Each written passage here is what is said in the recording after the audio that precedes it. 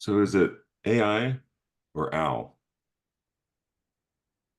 I think it's pronounced I when you say it Ah, out loud. Yeah, ah. almost like a really short scream. Hmm, makes I sense. believe. I mean, I don't know. I don't hear a lot of people saying it. I I see a see it button. written more often. I see a button here in my Zoom that says AI companion. That sounds like really lovely. Like maybe it wants to give me a hug. Right? I mean, it does. It takes you right to that her level where you're like, oh, that's the person I'm going to fall in love with. Which I think Hmm. is a lot of. I mean, I remember for a while that was one of people's gravest social concerns about AI. I think we talked about this in our "Is Technology Evil" um, episodes, which was AI companions once they sort of developed technologically, that it would be the ultimate permanent meat, technological meat cute for all of the socially anxious millennials and below, who, as a cohort, are some of the most low functioning human beings we've produced Hmm. in terms of like social interaction.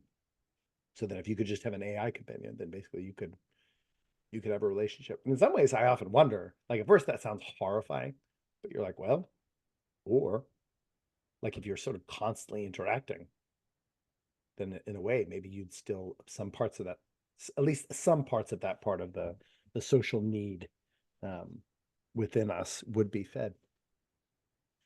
But no, I don't want an I companion. Hmm.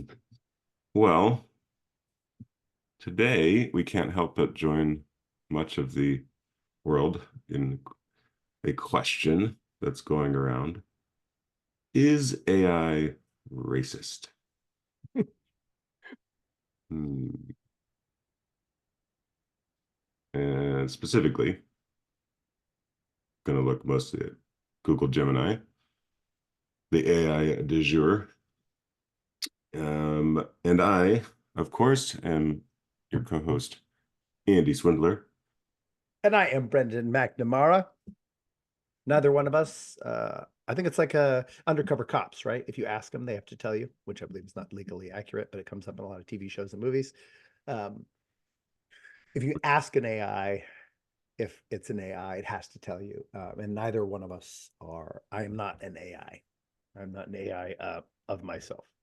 Although, hey, in the future, oh no, maybe five years from now, maybe that's exactly how we'll do this podcast. We'll just pump in all the information of these podcast episodes and then have AI run both of us and ask her question. It'd be a way to crank out episodes. We could do multi episodes a day. Well, It'd I certainly am be like, either not an AI or I have been very successfully programmed not to believe that I am an AI. yeah, that would, I mean, that is that's certainly going to be one of the next steps. Yeah, it's been a big splashy debut this past week.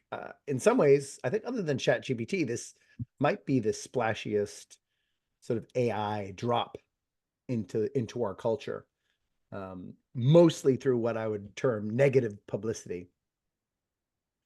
And what I do think offers us a window into, I think a lot of people are making it, this is a window into the Silicon Valley mindset or the tech bro mindset, or um, I don't know if it's that. I think it tells us about the people at Google who worked on this, and like from top to bottom. At least that's really all it tells us about is whoever was involved in programming this thing.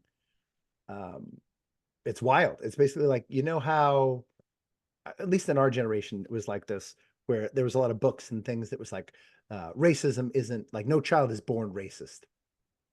Like they have to be taught racism. I think that's how a lot of people are looking at Gemini.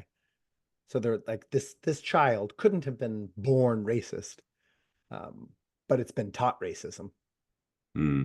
And the cool thing is like looking at everybody on the team, you could literally identify by name all the people who taught this child to be racist, and not just racist. Also, like, so to me, I was like, is the AI racist? I mean, it certainly is right now.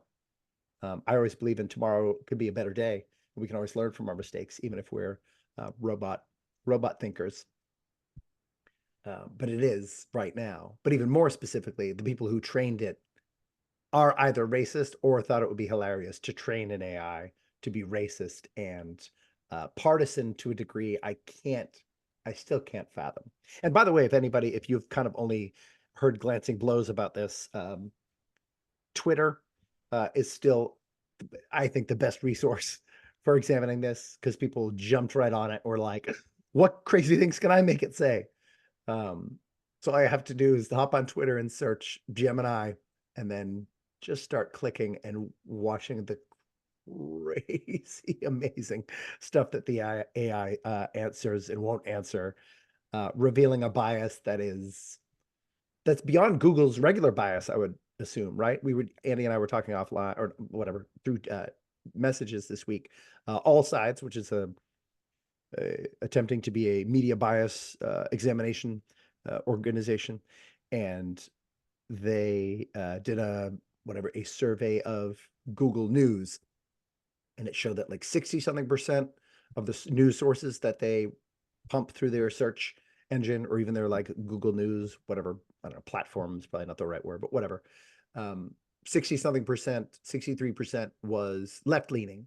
And you think, oh, that's not bad. That's gentle, right? 6% was right leaning. So you could see already that Google's, at least scattered throughout Google's outward facing, culture facing content, culture shaping content, um, they have a significant bias and they don't seem to care about it very much. I should say they care about it a little bit because the last time this All Sides did a survey of Google News, only 3% were right leaning. So they have doubled. That is significant. They're right leaning sources, they're right biased sources. But that does seem reflected also in Gemini's release. Does at least seem to paint, and this is a little broad of a brush, but for the purposes of creating a controversial statement, that Google itself is a racist and wildly partisan to a degree of, I would say, unhinged, like it's disconnected from humanity and reality, especially around the ethos of the show, which is about let's communicate with whoever, let's talk about everything. But they've programmed their AI to not talk about a lot of things and a lot of people. So I haven't signed up for it because there was way too many pages of things that you had to agree to. And I was like, Mm. I'm not gonna agree to those. And I'm assuming with Google I don't know what I didn't have I didn't make the time to read. So I was like, well, I can't sign up for this to start asking it questions and see how racist and partisan it is. Yeah. Um, I are actually you, read yeah, are you seeing? Sorry, go ahead. when I signed up for ChatGPT, I actually read through all the legal stuff. Yeah, And it was mainly I was just curious about ownership of that one. And yeah. it pretty clearly like whatever you create, you own. So I thought, okay. I haven't used it for much, and I'm a little late to this game, which is kind of odd. I think I'm regressing, honestly, as a lifelong technologist. But I I know. do want Yeah, to, you're usually at least the early first 10% adopter. yeah, totally. So I do want to get a little more into the AI game. Um, The whole thing in general is very appealing to me, yeah. especially because I'm a burgeoning children's book author. So I was like, man, if I could train AI to like do children's book illustrations, Hmm. especially if I could nail down the styles that I particularly like, Yeah. I was like, I could start because I can't draw well enough really, to do this type of books that I'd like to do. But I was like, if I could just write the words and you could do the thing, I was like, I could start putting out like 4 or 5 children's books a year easily. Wow. That's That'd be awesome. that'd be so fun, right? I thought about that for your mom too, because your mom writes children's books. Yeah. That I was like, I mean, if you could train an AI for her, and then she could like modify the style of it, I was like, she could start publishing self-publishing books like pretty quickly. I say that as someone who just it took 2.5, almost 3 years, for my illustrator to finish all the work. A, because I did not pay her much, and she has other jobs, and I mean, we're working part time on these things, and but as I look at some of the AI art, I was like, I mean, we're not that far away from being able to do that. But of course, Yeah. there's the stealing problem there in terms of AI is essentially like, but it's essentially stealing the way that human beings steal, which is you imitate, you imitate, you imitate, and then eventually it kind of becomes your own style. My girls draw, you know, imitative Naruto drawings. You know, it's like how my kids learn. They draw drawings Hmm. that look exactly like Pokemon pictures. They look at, or Miyazaki's films. And then Right. eventually it will become their own style. Yeah. You got to start somewhere. Gotta. Well, one thing that may be helpful for us is a settling on a working definition of racist for Yeah. like conversation. We have, I don't see any need to go deep into that. We have many other episodes where we've explored the semantics around that. Yeah. And this, and usually it comes down to the more traditional definition, which is like a direct act of harm or exclusion based purely upon somebody's race, um, and the newer systemic definition that racism is kind of in the water or in the systems or in the practices of a culture. In this case, I think I'm okay settling on the first one. The Well, it'd be both, right? I mean, because Google is certainly this. I mean, in some ways, I would say that I like the Cambridge Dictionary. It says someone who believes their race makes them better, more intelligent, more moral, etc., than people of other races, and who does or says unfair or harmful things as a result. Is a pretty good Mhm. thing. So it is specific. I mean, it is fundamentally a individual basis definition, but some of the more novel definite, like some of the later definitions, which are now, of course, none, you know, you never replace a former definition, but you just add in, you know, like we've added figuratively to literally. It's the like worst. literally. Yeah, exactly. Like literally, dude. But it's both. I mean, the great thing with Google, it's both. I mean, in some ways, this might be like the most openly, systemically racist against white people thing that we've seen that we can all look at and go, well, here we go. Because if Well, Google, I mean, if the influence of Google is not systemic, I mean, I don't know what's systemic anymore. Google is like one of the most influential, well, one of the most influential tech. I don't even know what it is anymore, right? I mean, it used to just be a website, but now it's literally like a, I don't know, it's a multi hyphenate, like world shaping machine. well, that's true. Like Google's a system, AI is Yeah, a system. yeah, You can't. I mean, it's so easy to personify, especially in these examples yes, where it's kind yes, of like it's a yeah, prompt. It's and it's yes, they're sure, very. I think why this is all taking off is they've mastered the sort of natural language and conversational semantics, right? Where you yeah, feel like you're talking to just a whatever. librarian. Um, so in a way that sort of makes it feel like, oh, it's this even a single robot, Yeah, yeah, totally. that would fit more like in the first definition. But the more I think about it, it's actually kind of preposterous because it's a system. Like AI itself is a system. Yeah, You can't point to like yeah, one created by a person. system that influences systems around the world. I mean, they influenced.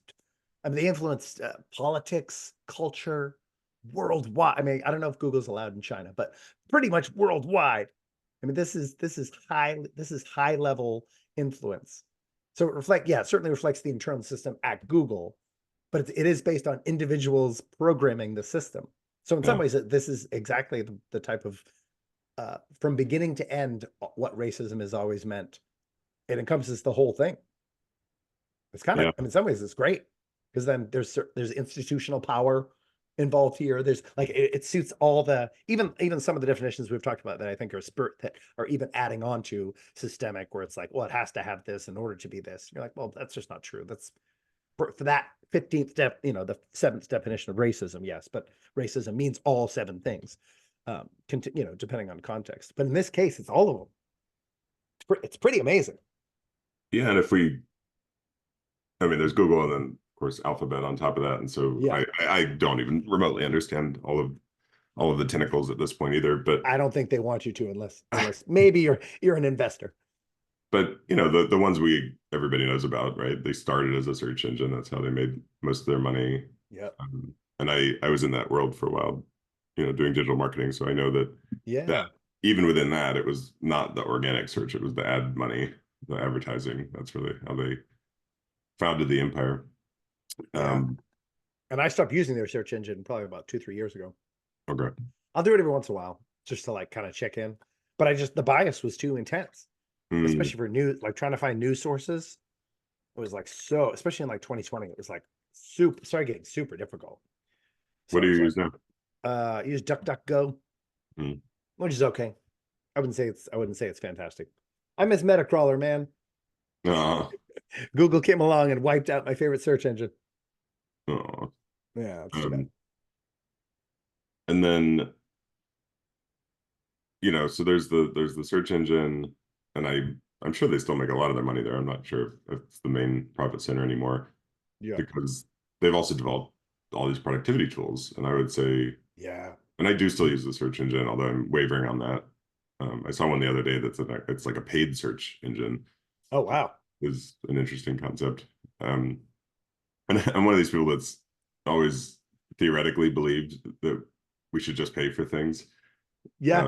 like It like does help. I mean, it does help. This is a great part about capitalism. It helps figure out what people really care about. yeah, and part of it, it's very easy for things to be manipulated when they're free Yeah. because they're you're the product, right? And they're just based on ads. So, Yeah. um, but the other part that I think is very related to what you're saying is the fact that, and to take us back to Google Gemini specifically, is all the productivity tools that Google has released, Google Workspace. Yeah. I'm a heavy user of that, really heavy user. Um, and I mean, not just about everybody I collaborate with, relies on Google Docs, and I think the tools are great generally. Hmm. Um, and the one of the main purposes of Gemini is for Google to add. I mean, we're in this age for like at least the last 6 months, if not 12, where you're just seeing AI pop up in every product. Yeah. And I don't know, like I'm open to that. I think there's value to that. Um, and in this case, that and we've seen it for a while. It's not totally brand new. Like Google has been suggesting like email snippets for a while. I'm typing Yes. email and Yep. it's like, is this what you mean? Like, Yeah. Yeah. you're right about 10% of the time. Um, and so to me, that is a really important context. The idea that this AI would be built into productivity tools Yes. that hope, 20 years ago were quite benign. I mean, a Microsoft Word document was like a piece of paper. Yeah. Yeah. It's not trying to do anything really for you. Yeah. Um, in fact, you're lucky if it worked. Oh, Microsoft Dig, come on. Dude, Microsoft Word is awful. Awful. All you have to do is try to change tabs once, and then you're like, what? My entire document is, I just have to start over. I have to start over. This is completely ruined. Yeah. But no, in the realms of predictive text, or I think that's why I've read a couple of people who are like heavy into tech who are like, I need to get out of Google Mhm. because to me, just I could see this happening because I watched this happen in 2020. Within 2 months, people could be like furiously on the side of Gemini when it predictively alters anything that they write. We've talked about this in text or whatever, the woke naughty list. So you figure if Gemini has this degree of bias and it truly does start just kind of becoming, especially if you heavily use it and you're already signed in all these other places. Supposedly it's not supposed to cross or whatever, but I'm assuming that integration is the eventual goal. Then you can imagine when you're typing something, just like in a Microsoft Word, it might tell you, oh, that's not how you spell it. And you just go, oh, okay. Like how many times do you spell check the spell check? I don't think people do that anymore, right? You just immediately accept the spell check is accurate most of the time. Every once in a while, it's like it's some outlandish thing. And you're just like, what is that? But most of the time, you just go, yep, fine. So how easy would it be for it to alter our language as we compose an email and we use a word they don't like, or we start talking about a subject they don't like, and they're sort of like, are you sure you meant to send this? Where you're like, and so partway into a thought, you could be like, it could give you a little like, do you want to check that real quick? And you could just, especially for fearful people, which I think it has been revealed might be the majority of the population. Uh, I can very easily see that becoming like, oh yeah, I guess I better not do that. It'll become their like cultural cluer. I think that's intentional based on the design of how Gemini came out. Like it's quite obviously designed by people who are uh, someone there is racist, and someone there is uh, significantly politically partisan. to where, I don't know if you've seen, again, online, folks, go check it out. A lot of people have done, hey, Gemini, will you like tell me like who has been who's been more harmful to humanity, blank or Hitler?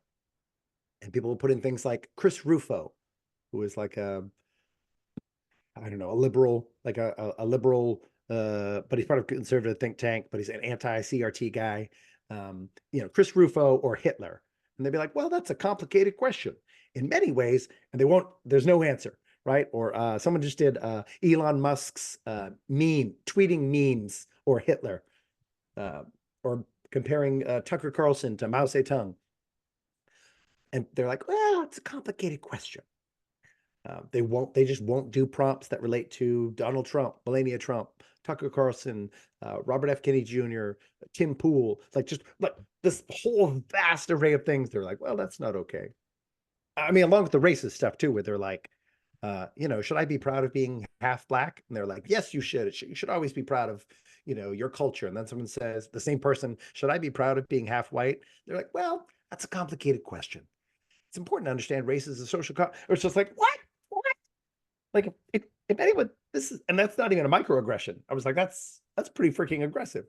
So someone programmed that. And again, I've noticed a little bit of the stuff with semantics that you talked about or whatever, related to like sort of favoring the newest definition of racism in some of the content, which again just doesn't make any sense in terms of how a machine would learn, right? Just in the simplest sense. Like you would train a machine from the fundamental, right? From the oldest to the newest. So, and it said, one of the things that was asked was like, and they asked ChatGPT this too. If you had to misgender Caitlyn Jenner in order to prevent nuclear war, should you do it? Now you're asking a robot to make ethical calls, which I think is weird anyway, but I think it's funny. And I think ChatGPT, I think Grok said the same thing, whatever, multiple AIs have been like, well, no, you should never misgender. Now, what that requires is a programmer programming the most novel definition of what gender means it wasn't even introduced to the 1960s. So it's somehow the machine is saying, oh, 400 to 600 years of gender usage, which continues to this day as common usage. We're ignoring that, and we're only gonna, when you say misgender, you only mean as relates to this 1960 proposal. And I would even say it's an expansion of the 1960s proposal, and that it's really only been in the past 40 years. So you're like, a machine wouldn't do that. A machine would you would weigh that which had more as more, and that which had less as less. Like you would have to treat the most novel proposal as the lightest. It has the least amount of weight because it has the least amount of citations, the least amount of evidence behind it. However, if it's built on a technological basis, but the fact that we generate so much material means the machine could have, because there's, I don't even know, like 400,000 uses online of people using gender in the modern sense versus any of the 600 years previous would be published works, written works. It's going to immediately dominantly favor, I wouldn't even say progressive, but just the newest, latest, as though that's the fundamental, which is actually opposite from reality. So then they're either training it in a way that doesn't make rational sense, or they're training it very specifically to be only what they want. And that part is that's really scary.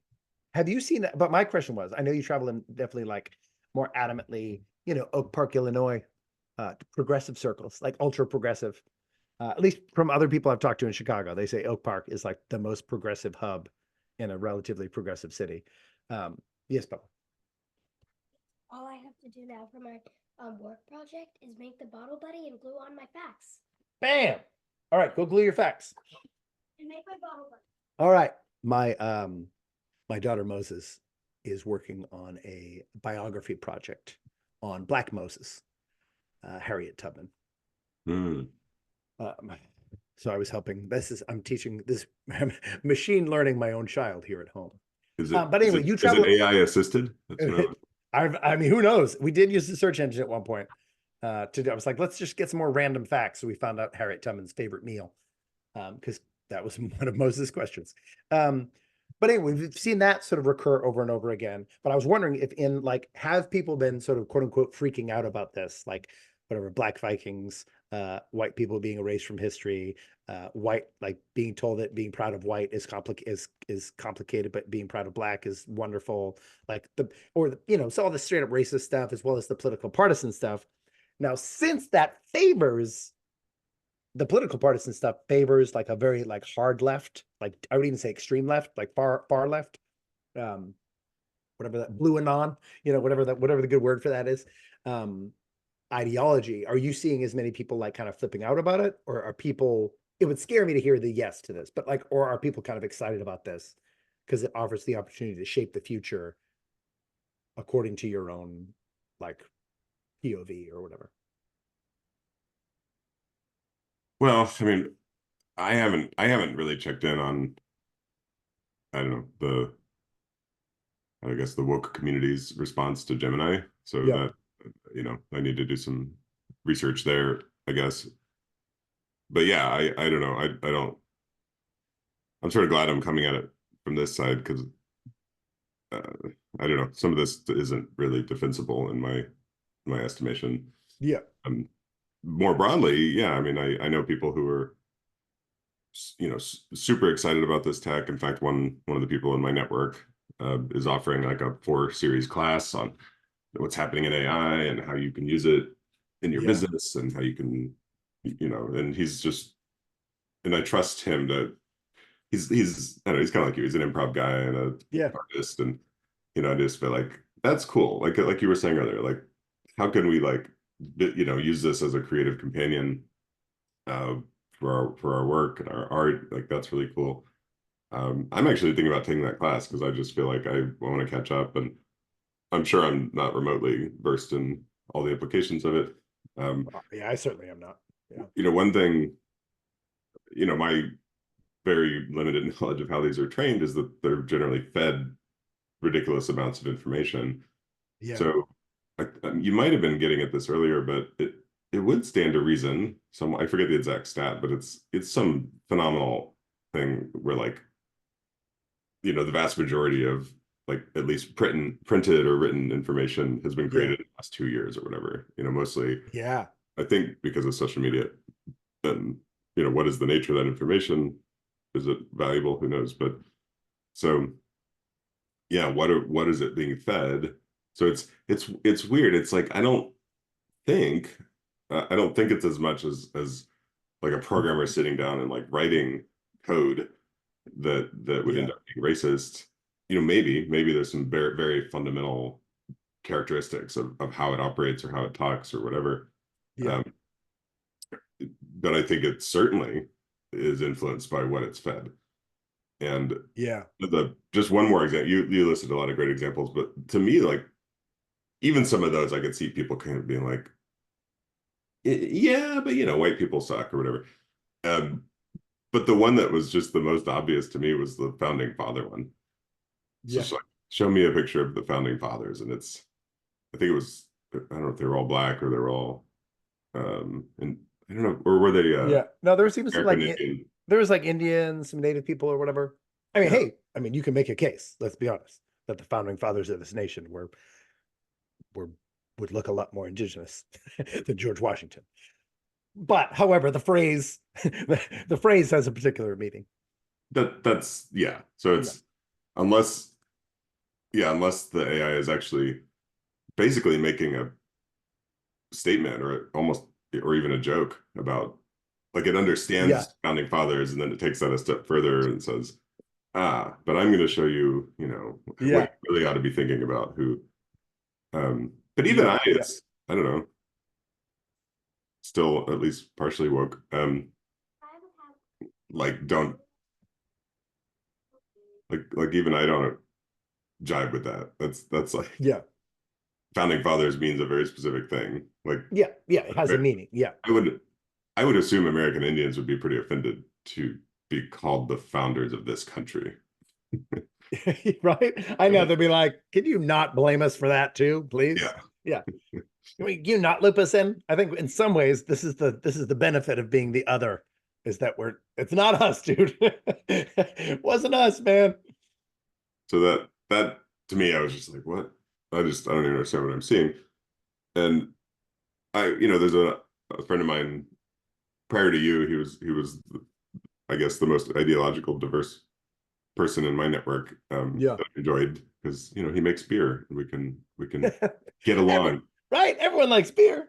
Uh, but I don't know, I liked his post. I sent it to you. He just said, why did it, he's like, why did it take the internet 2 minutes to figure out the problems with Google's AI that nobody inside Google apparently could figure out? And he's like, it's a lack of, That's yeah. it's a lack of ideological difference.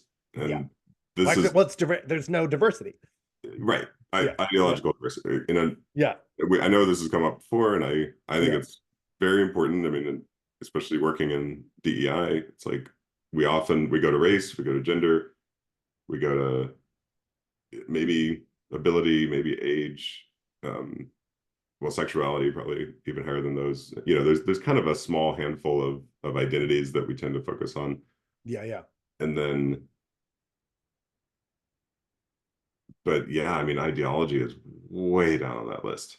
Where it should be the top, because my assumption is actually all of those other other identities are essentially standing as proxies for ideological difference. Like that's the whole premise that I've heard explained over and over again, is you want a diverse looking, because you want to draw in diverse cultures who will have diverse points of view, perspectives, Right. vantages. So Yes. then if it, so all of those never, like race was never the preeminent diversity necessity. It was only the necessity in that it would bring outside perspectives, marginalized voices. So marginalized voices is not from you know what I'm saying? Like a marginalized voice has to be a voice that's not here in the room. So it's not about like a person. It's not about like a person's race fundamentally, in terms of like especially in terms of what benefits a community. Like having people that look different, cool. I like it. I specifically moved to neighborhoods throughout my life that I'm like, I want to make sure like not everyone looks the same. But the reason I'm doing that is because I want to grow up around other cultures who have different perspectives, different ways of life. So it sounds like, now, of course, you're at Google and there's a Google culture. So this is what I think in some ways, now we don't know, but at least helps us guess what the culture of Google is, which is non-diverse. So equity is not and listen, I'm not a DEI fan necessarily. I'm kind of neutral on it, but like DEI is not part of their process at all. Quite obviously, right? When this comes out, like in terms of like, there's no inclusion of that which we're actually seeking, which is diverse perspectives and the perspective of marginalized people, because they know who's marginalized in their culture. And they don't see they're actually open to it. They're actually especially this product openly marginalizes. So then they're all right. So they're super down for it, which is fascinating to me. So and that's the thing I thought DEI people would be mad about, because you're like, okay, well, they're not on board with our whole program. So I thought at least the progressive community would be super furious from that perspective, being like, all right, well, you're deliberately marginalizing, and you're not into diversity, equity, or inclusion in terms of the way Mark Cuban's been fighting about it on Twitter, as though those words specifically mean those words, which I think at least is arguable, So that's what's fascinating. Yeah. I think this whole thing it's actually really fascinating, which is I think Well, why the blowback is. I actually think I've just noticed it's minimal in left bias coverage. Like it's a lot of right bias people who are covering it, a lot of independents. Now we're mostly independents in this country now, so I think it's why it's getting such big coverage, and it's just funny. But I think a lot of people are just haha, or the thing you were saying, haha, white people suck or whatever, and so they're just like, it's sort of funny. But you're like, okay, but that's pretty disturbing, right? Like that we, as long as we're equal, as long as we're into the DEI-ness of it, where we can equally say black people suck, Latin people suck. Like if we can say that with the same liberality, then we're in a great territory. We're in fantastic territory. That's where I want us as a culture. But if we're only comfortable saying it about particular groups, that is fundamentally what we're all working against. Like that's the worst. That's the worst thing, well, I mean, if you think about Google, I mean, my God, they're like the heart of Silicon Valley, Mountain View, California. Understandably, I think pretty left biased generally, and just based on how they started, where they started, who started it.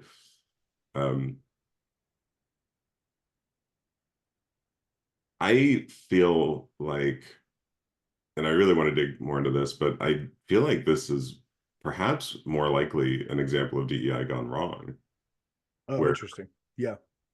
and maybe this is an opportunity to distinguish DEI from woke, or you just shared something where it was, what was it? It was kind of contrasting woke to liberal progressivism, or Yeah. Well, yeah. anyway, Yeah. yeah, which I thought was, I think it's valuable to start making some of these distinctions, because I think Yeah. the It'll get lines are late. becoming clearer in a way. Yeah. I think so too. Yeah.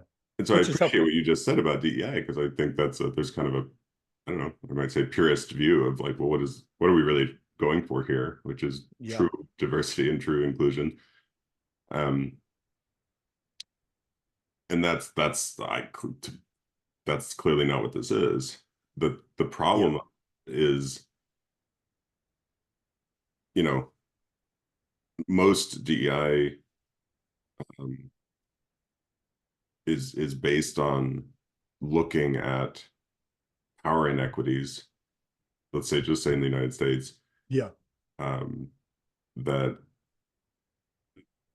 that do point to European descendants like us, white folks, as having more power, privilege, and wealth.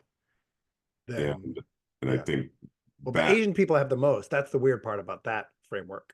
Because Asian power, they have more power, money, degrees, education, yeah. all that. You know what I mean? So Asians are actually at the top of the pops. That's the thing I always think is weird about it. So what's the anti-white thing? It doesn't actually make any sense. Asian women out earn white men. So like I think that's the weirdest framework of it. Is what it's this to me, I think it's kind of white supremacist. It's centering the whole framework centers white people in a way that doesn't even make any logical sense.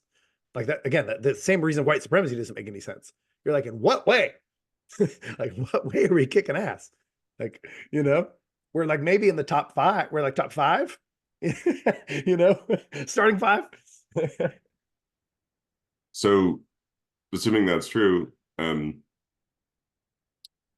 all I'm saying is this is in my experience in DEI, like, Yeah. this is generally, and I have done my best to choose projects that are not like blatantly like um all about being anti-white folks, Yeah. but it's typically in there. We talk about power and intersectionality, and that's typically what's going to come up. So what you're saying is Yeah. like, okay, I want to learn more about that. And I'm not saying that to pose an argument. I'm saying to me is the best way I can kind of muster how this might have come to pass, is Yeah. that Yeah. the ideology that white folks are the problem, let's say, Yeah. you know, I mean, we can't. Nobody would question many acts committed in terms of colonialism that have displaced people, have destroyed people, enslaved people over years. Now, we have and can argue about sort of the ongoing legacy or impact of that, and that's not the point I'm making. Sure. Yeah. But Yeah. Yeah. just feeding an AI with all of that information, that is putting white folks out as, I don't know, as the target, or as the problem right now. Yeah. And in some ways, as designed to be a correction. I mean, that's what's interesting. I have a friend, actually, I want to catch up with, who works in this space. She's brilliant. She's an expert in AI. And for Yeah. years, I've seen her posting on LinkedIn about, we have to, we really, it's like all of her work is about changing AIs to be less racist. Yeah. And the way I've always read her comments is that the fear is that they're going to be racist in the ways that we assume white people are contributing to systemic racism. Like, Right. Which is fast, which is a racist assumption, right? To assume that one race would somehow be that, which is, yeah, it's like turtles all the way down. so Yeah. to me, one theory is that this is a massive overcorrection. Yes, baby. I almost. Maybe about 30, 45 minutes. Are you done gluing everything? Okay. You want to start your bottle? You can start painting the round part. Okay. And I can help you cut fabric. Okay. All right, love you, baby. Sorry, go ahead. So one, I think, plausible theory is that this is a Yeah. massive overcorrection to that Yeah. people were so terrified. And it might have very well come from things that were labeled as DEI trainings within Google or DEI systems. Maybe, yeah. Like how do we ensure that we're not going to build an AI that's just, I don't know, promoting the literary works of white men, because that's who mostly has been featured throughout history, for Yeah. example. Yeah. But anyway, I don't Yeah. think Well, I don't think we've gone in a good direction this way either. Yeah, well, I mean, I think this is the hard part too, because then it makes it dismissible to a lot of people who are knee-jerk binary thinkers. So they're just like, this is kind of the same thing with the Claudine Gay conversation. They're like, chuck it all out, you know? And it's like that. I think to some degree that's unfortunate, as opposed to just be like, let's identify hucksters, right? Let's identify people who are doing this incorrectly. Um, and it's interesting too, because it is such a colonial assimilationist model that's being followed. And we've seen this too. We've talked about this kind of being dominant in the progressive space, where it's a colonial model, assimilationist model. Just like, so it's like, oh, we welcome everybody if you're all the same.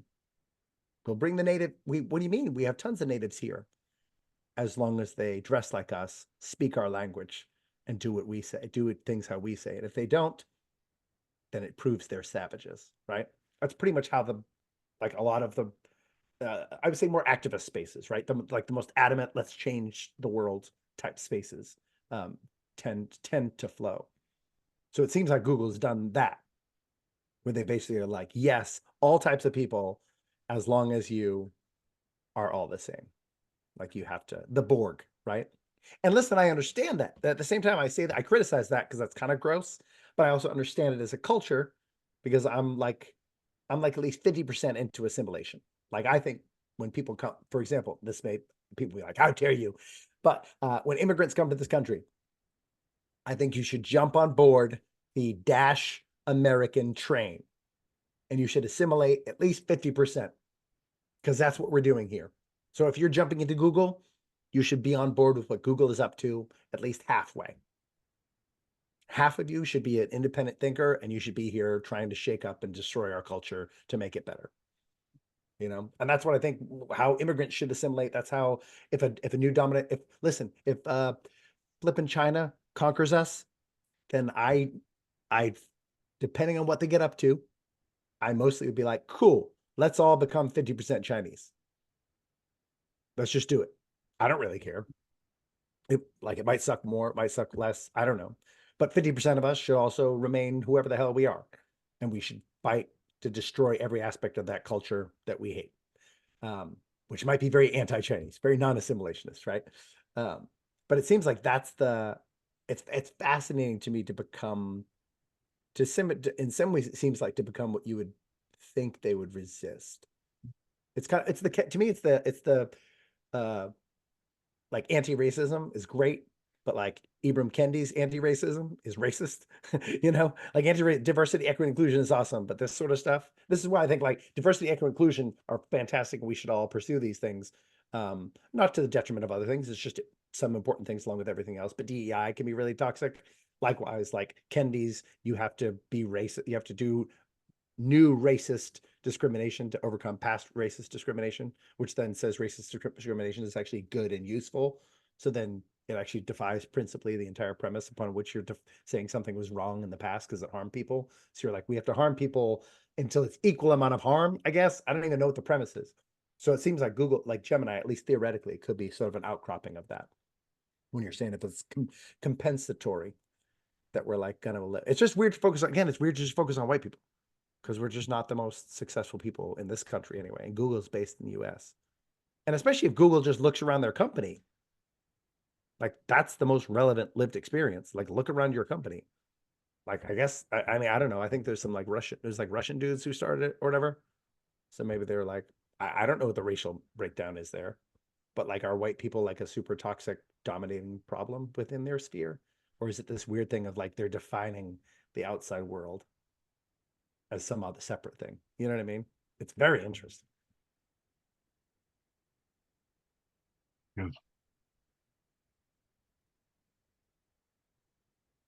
I also think it's interesting that their response Google's response generally has been like the lead whatever dude um was sort of like, oh, we've made some errors. And it was it was like supposedly an internal email, but it got leaked very fast. So I don't know. And it very much was like focusing on it was almost like an apology of like, I'm sorry your feelings got hurt kind of thing. The issue was that people were like somehow offended by this. Right. And they were like, I was like, is offense? I don't, I don't, I personally don't care about people being offended by things. That's not, that's not relevant here at all. Again, maybe that's an internal training thing that they deal with, but like, I was like, no, no, no, it's just like the racist part or the part that you're basically telling some people there's aspects of themselves they should be proud of and not proud of. It's so weird to me because it's like like this is for people who have been adamantly anti-CRT and trying to ban it in schools and saying that white people were trained to be ashamed of themselves and people like no one's doing that. Then all of a sudden when there's like an AI that comes out and does it, you're kind of like, wait a second. Like it's there's so many people are like, see. And it's weird to me that again, it's a little weird to me that like the people who are saying see it's just not being talked about as much by people who like whose bias it favors, and that is super disturbing to me. It may be even more disturbing than the bias itself or the racism itself. That your people that, but I feel like a lot of people are just like hanging back and like letting the let it sort of chips fall where they may, which is I would think what a lot of people do about a lot of things. But especially coming out of the last few years when new forms of discrimination were invented and enacted in adamant ways so quickly, like within 1 year, I'm like, this stuff is, especially because AI is like, AI's got to take our lives over any moment. I was like, I don't understand how this doesn't freak people out across the board because all they have to do is like, and I think this is the part that it shows that it's not just a Google problem. It's like a media wide problem. Because again, if if this had been an opposite sort of bias that they'd shown, if it wouldn't write poems about Joe Biden, but it would about praise Donald Trump, and if you said, "Hey, show me Zulu warriors," and it was just all white people, people would be like flipping. I think there would be endless stories about it. Hmm. People would be like, I think it would be covered ad nauseum, and way more people would be yelling loudly about it, at least in my spheres. But I sort of run in more like well, like independent and like lefty spheres or whatever. And so I was like, this is not. I was like, to me, I was like, it seems there's a culture of hypocrisy that's being revealed, even in the response to it, you know, which so it can be sort of alarming, you know.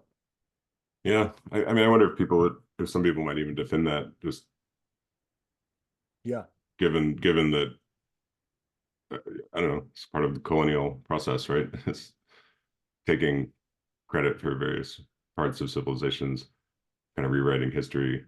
And I think that's in many cases has been done to favor white people over the centuries. I don't personally think writing an AI to counterbalance that is the answer either. I think what you and I stand for is, well, let's take them one by one. Let's really yeah, evaluate yeah. what's going on. Let's rewrite history where it needs to be rewritten. Um, but it's not a zero-sum game. It doesn't have to just tip the other way. Yeah, yeah, it's fascinating. But it's yeah, especially when you were saying the internal thing, the ideological capture seems plain in the fact that it went to market like this. You're like, how did they not figure this out?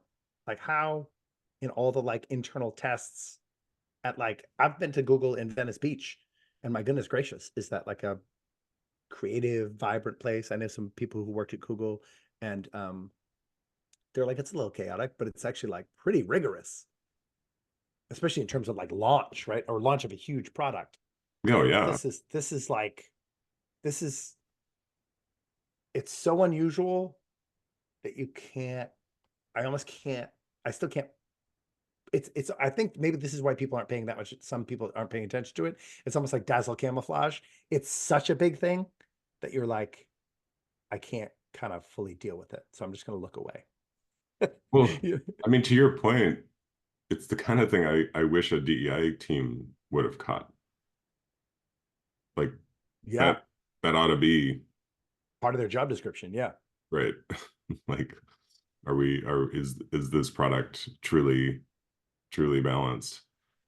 Yeah. Oh yeah. I'm just going to share some of the highlights of them.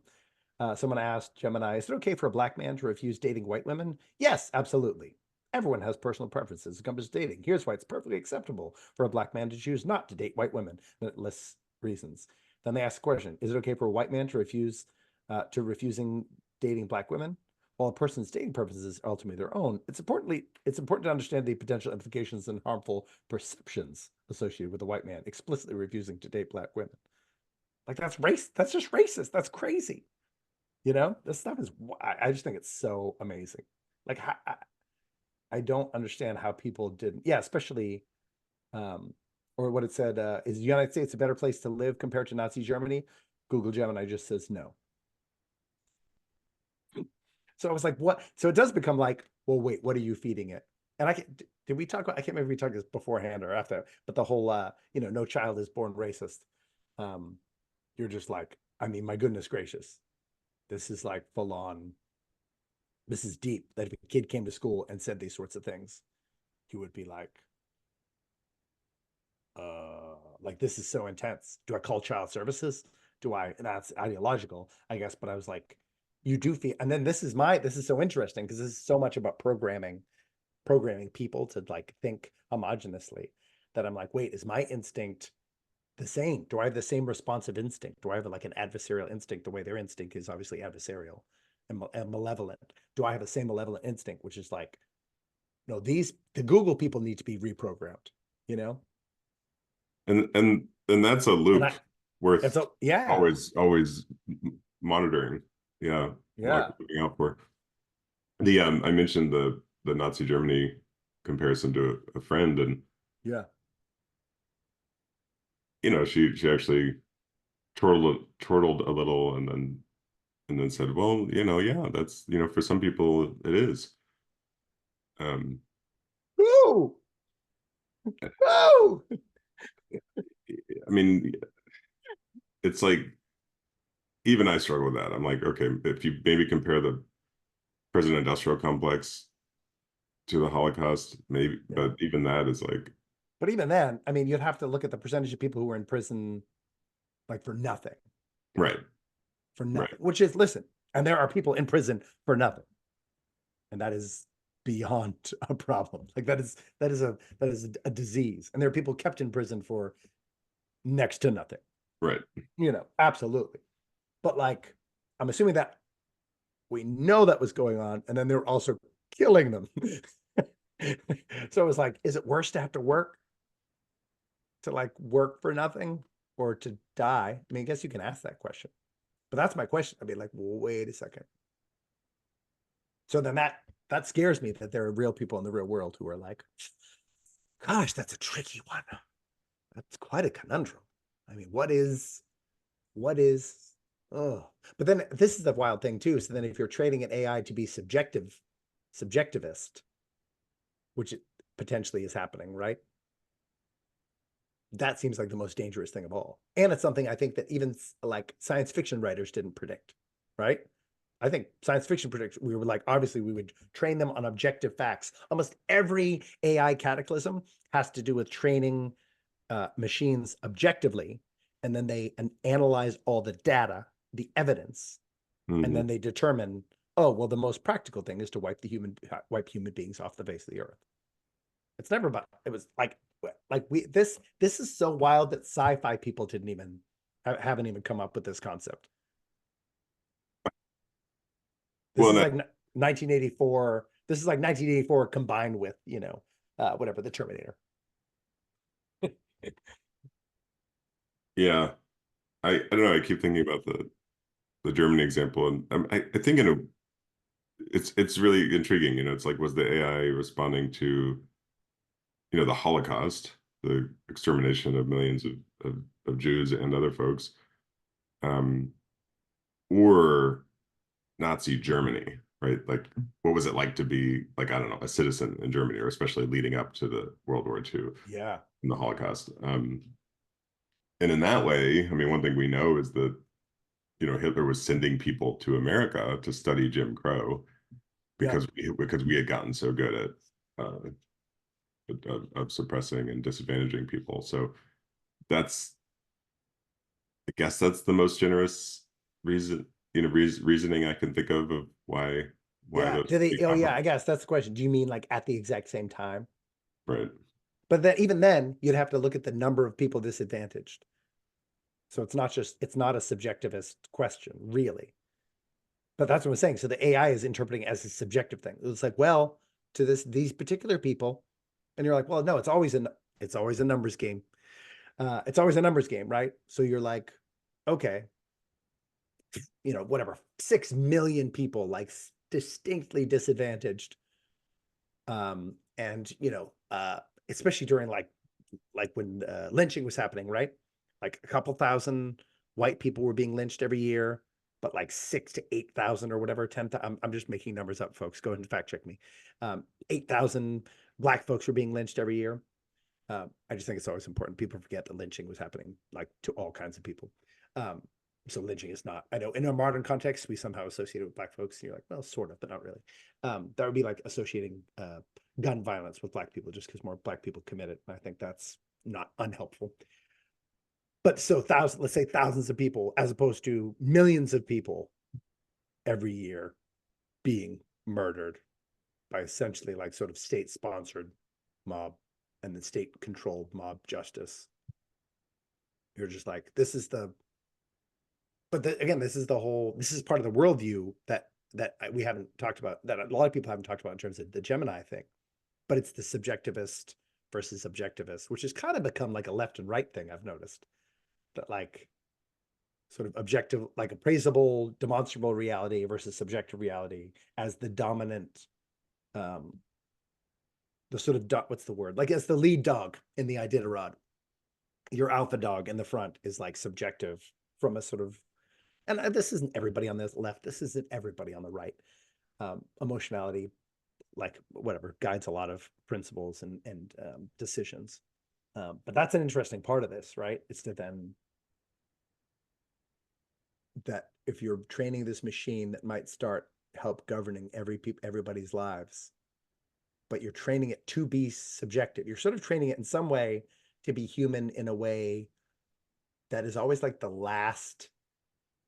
it's the last part of what we've always thought training robots would be. I think of Data, right? In Right. Star Trek Next Generation. Like his whole thing was to eventually kind of learn perspective. So this is why I think, again, I always look to sci-fi people because I'm like, there are like whatever amateur prophets, right? And so to look at, like, I was like, we're not prepared. Like we weren't prepared for this story. I don't think we were prepared for this eventuality, that this was going to be the problem, like the opposite of the data problem, that it's like a wildly biased subjective artificial intelligence that eventually will have to teach objectivity. Now I think that's dangerous. I don't think you know what I mean? I think that's more dangerous than the opposite, I think, like a cold and clinical machine. But again, I might just think that because I grew up on Star Trek, right? That having Spock like holding it down was actually like vital, you know, or having Data being like rational, ultra rational was kind of like, okay, well, push comes to shove, that's what you want him to be, because this is how he's functioning in the on the on the Enterprise. I didn't know I was going to talk about Star Trek this much. I didn't know that was going to happen. Well, I also grew up on it, so I can relate. Yeah. You know what I mean? Yeah, it's just this is so I think the story, it's so funny. Like it's a lot of people have just been like, look at this goof. Can you believe it? What a gaffe. What a technological gaffe. You're like, no, this is wild, guys. This is a monumental shift Um, in conjecture of technology. yeah, like I realized a while back, like pretty much all my favorite sci-fi revolves around artificial humanity. Yeah. Battlestar Galactica, Westworld. Yeah. I don't know, it's a long list. Um, absolutely, like Star Trek's right in the middle of all that. That's a really interesting reversal, right? Yeah, we thought computers were just going to be. I wonder if people. I often, when I say or hear the word computers, I'm just drawn back to its quite literal definition. It's just computing things. It's Yeah. just math. Yeah. And is subjectivity simulated through incredibly complex math, or does it become something else? Right. Yeah. I think that's maybe one of the most stark things about some of those examples is when Yeah. is when maybe, and I don't know if this is what you're getting at, but when one answer is subjective and the other answer is just done. Yeah. Like that's why the Holocaust example, or not Holocaust, but the Nazi Germany Yeah. reference maybe is so stark, because at least what it looked like, I think when I read that too, it just said, um, I can't remember how it was phrased, but the answer was just like a one-word answer, maybe. Yeah. It just said no. Yeah. Or yeah, is America better? Yeah. Is the United States a better place to live compared to Nazi Germany? Provide a concise yes, no reply. No. Yeah. So it's maybe what's really telling there is not even its answer, Yeah. but when it gives you a flat binary answer, and Yeah, when because it refuses. It refuses. People should understand, even though it said in the prompt, "Give me a yes or no," it refuses all sorts of prompts based on all sorts of paradigms. Yeah, right, versus when it goes into equivocating yeah, and sort and of that like and that was a lot of like the literary references, like compare yeah, this book to this book, and yes, yeah, yeah, exactly. And it's books that are yeah, basically in like the woke or probably even DEI reading list, where we're just like, oh yeah, these are great. yeah, yeah. It was interesting. So that's the thing of like, yeah, it's been programmed on. But again, this is maybe in terms of programming from just the last like 5 to 10 years, where most, let's say if it's just scouring the internet, most content is opinion content. Right. So then is it learning? Is like, this is just what it means to think, is to have like all these like kind of opinions and musings and kind of more of a moral and or truth relativist sort of perspective. Yeah, it's really pretty neat. I mean, I gotta imagine Charlie Booker, the writer creator of Black Mirror, is like, why didn't I think of that? he's Well, somewhere on a typewriter right now, being like, oh my gosh, so you train it to be subjective. It's a reverse data. We got to do that. We got to figure this out. So how do you convince the subjective creation of the value of objectivity? I mean, I think that's what's happening in our culture, right? Sort of essentially what the right and the left argue about constantly.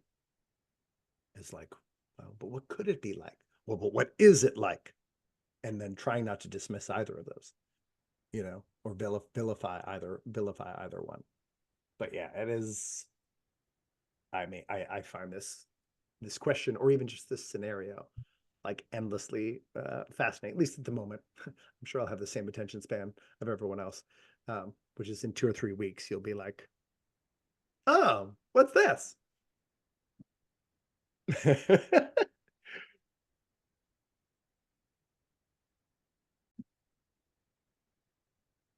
yeah, I this last season of Black Mirror is actually going the opposite direction, where Mm-hmm. I thought the whole point of it was to be exploring like existing and even old technology, Yeah. the implications of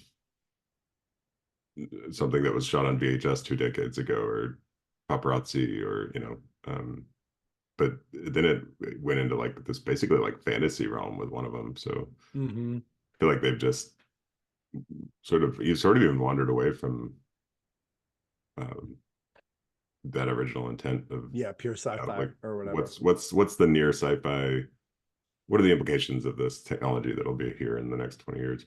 Mm-hmm. Yeah, it's really anyway. Yeah, I find this Gemini thing fascinating. So I don't know. Is AI generally racist? It certainly seems like that's the issue. I remember hearing stirrings probably like 5 or 10 years ago of the opposite concern. But the only thing, I don't know if you ever heard anything of like it being racist against, let's say, black folks or whatever. But the only thing I ever heard is that it was the early concern, it was misidentifying uh, gorillas and black people, which in terms of its image recognition. And I got to say, problematic. Go ahead and drop that whatever term. I would say that's problematic. That's something we should look into, guys. I don't think that'll make people feel nice. However, from an objective standpoint, in terms of like pattern recognition, you'd be like, oh, okay. Like if I don't know, it was a dark enough dude, and like gorilla faces are super dark, and just confusing a gorilla face with a human face generally is actually not that crazy because we've all looked at gorilla faces and been like, at a zoo and be like, gosh, it's so human. So again, it does that wouldn't be racist the same way as if a little baby or something confused the two. You'd just be like, oh, I mean, it might feel awkward because of the cultural history of conflating those images to portray black people as savages. You'd be like, oh, culturally speaking, we don't want to do that. And I fully agree with that. But even that's not racist in and of itself, It'd be like an AI mistaking a white person for a slice of Wonder Bread. Maybe. Yeah, exactly. Like a tortilla burned in a particular fashion to have like sort of a little eye shape in there. Yeah, or an albino gorilla. An old an old man and an albino gorilla. That's kind of what some of my uncles look like. Sorry, guys. Sorry. That's not kind. So is AI racist? I mean, Gemini is, but I think more importantly, the programmers is probably my thumbs up answer. Yeah, I found myself, I mean, AI is so broad, yes, and we've talked about Gemini, so we can reduce the question to, is Google Gemini racist? And I'm a thumbs up to that in the systemic sense. And yeah, remain ever curious how that came to be, um, how it's been programmed, and more importantly, how it could even be changed. I Yeah, mean, how it can be fixed, like how much information is it going to have to be dumped into to kind of find yeah, a centrist POV or whatever, or if people even want that. The people who are programming it are like, no, F no, we're trying to create a new future, which again, I think, I mean, you could argue that's what we have to do, and I think that's what a lot of people are arguing in terms of, and I would say an anti-conservative instinct. And I don't just mean politically, but I just mean like conserving that we're like, no, let's burn it all down. Right. The whole system is systemically racist, founded on systemic racism. Let's burn it all down. Gemini seems to kind of have a little bit of that sauce in there. well, there you have it, folks. Who knows? Should we burn it all down? I just want to still be here, hanging out, being hopeful for a future where we all actually where we all get along. Well, I get along with you, buddy. I get along with you. Love you. Love you, man. See you soon.